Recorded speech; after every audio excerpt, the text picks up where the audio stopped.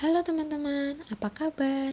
Kami dari kelompok 7 yang beranggotakan Cisha, Dayang, dan Vina. Kali ini kami akan membahas tentang salah satu teori sosiologi modern, yaitu teori pertukaran sosial dari George Casper Humans. Nah, sebelum kita membahas tentang teori pertukaran, kita kenalan dulu yuk dengan tokohnya. Siapa sih George Casper Humans itu? George Casper Humans, atau bisa kita sebut saja Humans, lahir pada 11 Agustus 1910 di Boston, Massachusetts. Ia lulus dari Harvard tahun 1932 dan mendapat gelar AB pada bidang sastra Inggris. Lalu ia juga meraih gelar MA tahun 1955 di Cambridge. Humans juga bergabung pada Center of Advanced Studies di Behavioral Sciences, menjadi presiden dari American Sociological Association dan juga menjadi anggota di National Academy of Science. Ia menjadi profesor sosiologi pada tahun 1953. Humans melahirkan beberapa karya, di antaranya The Human Screw, The Witch Hazel, Poems of Lifetime, and Its Elementary Forms. Perjalanan hidupnya berakhir pada usia 78 tahun, pada 29 Mei 1989 di Cambridge. Humans merupakan pencetus dari teori pertukaran sosial. Lalu, apa sih teori pertukaran sosial itu? Teori pertukaran merupakan teori yang berkaitan dengan tindakan sosial yang saling memberi atau menukar objek-objek yang mengandung nilai antar individu yang didasarkan pada tatanan sosial tertentu. Teori pertukaran Humans sangat berkaitan erat dengan dunia psikologi manusia. Dalam kata lain, Humans melihat akar dari teori pertukaran adalah behaviorisme yang berpengaruh langsung terhadap sosiologi perilaku. Kemudian, prinsip-prinsip teori Humans yaitu yang pertama, satuan analisis, yaitu sesuatu yang diamati dalam penelitian dan memainkan peran penting dalam menjelaskan tatanan sosial dan individu. Yang kedua, motif pertukaran diasumsikan bahwa setiap orang mempunyai keinginan sendiri. Artinya, orang-orang melakukan pertukaran karena termotivasi oleh gabungan berbagai tujuan dan keinginan yang khas. Yang ketiga, faedah atau keuntungan berbentuk biaya yang dikeluarkan seseorang akan memperoleh suatu hadiah atau reward yang terkadang tidak memperhitungkan biaya yang dikeluarkan.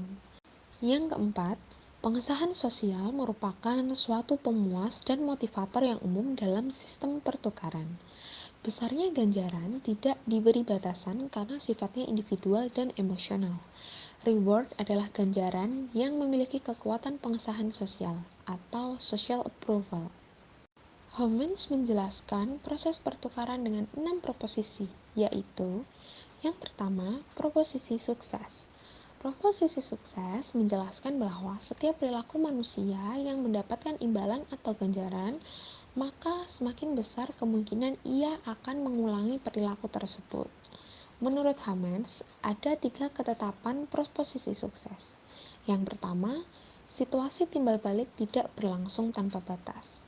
Yang kedua, semakin pendek jarak waktu antara perilaku dan imbalan, maka kemungkinan mengulangi perilaku juga semakin besar.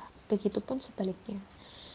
Yang terakhir, pemberian imbalan atau ganjaran yang bersifat tak terduga lebih besar kemungkinan menimbulkan perulangan perilaku dibandingkan imbalan atau ganjaran yang teratur. Yang kedua, proposisi stimulus. Proposisi stimulus menjelaskan bahwa individu akan melakukan perilaku yang serupa dengan perilaku ketika individu tersebut memperoleh imbalan. Yang ketiga, proposisi nilai. Humans memperkenalkan konsep hadiah dan hukuman. Hadiah merupakan sesuatu yang bernilai positif, sehingga semakin tinggi nilai hadiah, maka semakin besar juga kemungkinan yang mengarah pada perilaku yang diinginkan.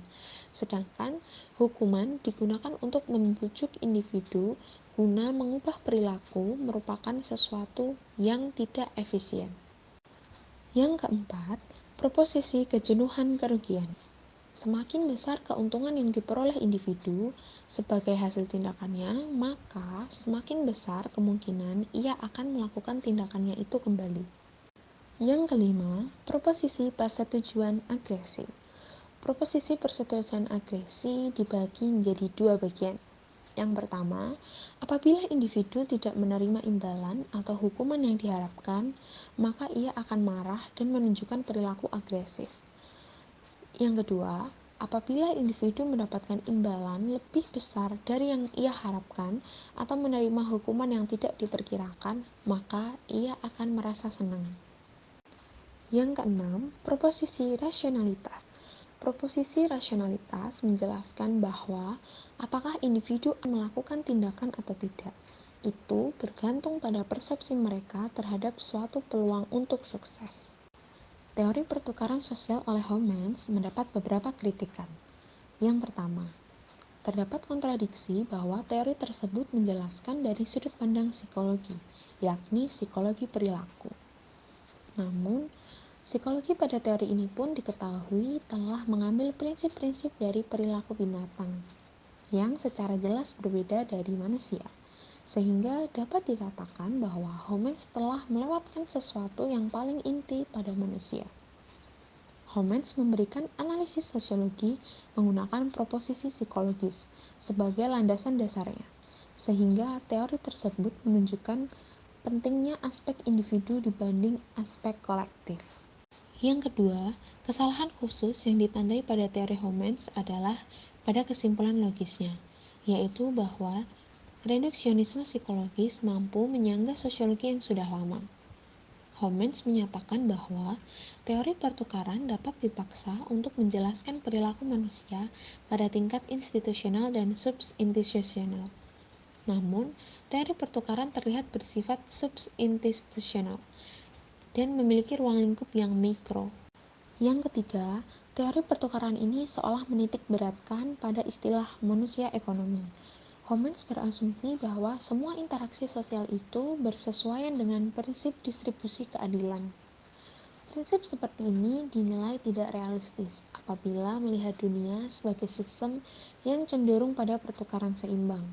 Apabila interaksi manusia itu fair, lalu bagaimana teori ini dapat melihat adanya perbudakan, peperangan, dan sejenisnya?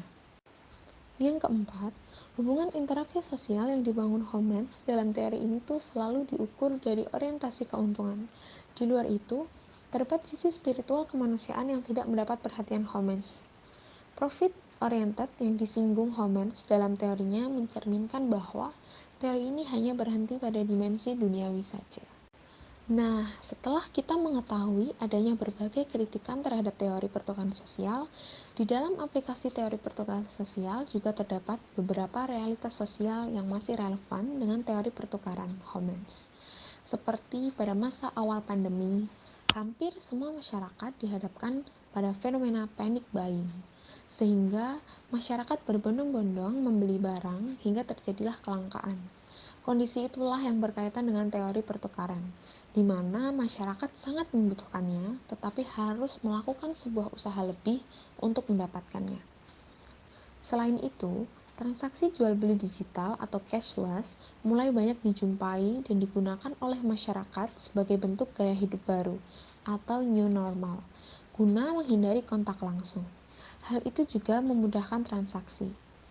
Pertukaran sosial antara individu atau kelompok tetap terjadi, hanya saja medianya yang berbeda.